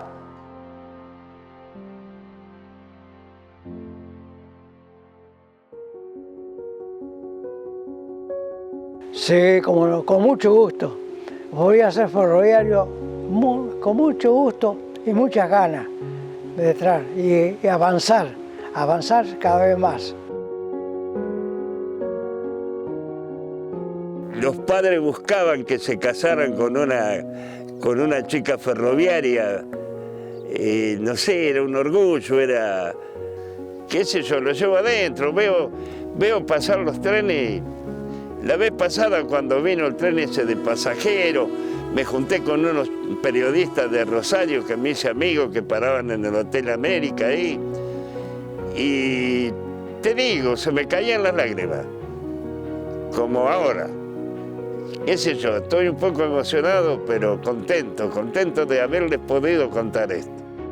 35 años que he trabajado siendo nieto, hijo de ferroviario y actualmente teniendo mis 2 hijos en conducción, tanto uno como maquinista y otro como ayudante, ha sido un orgullo. Sí, si tuviera la edad, entraría de nuevo. A cualquiera que le vayas a preguntar, te va a decir que sí.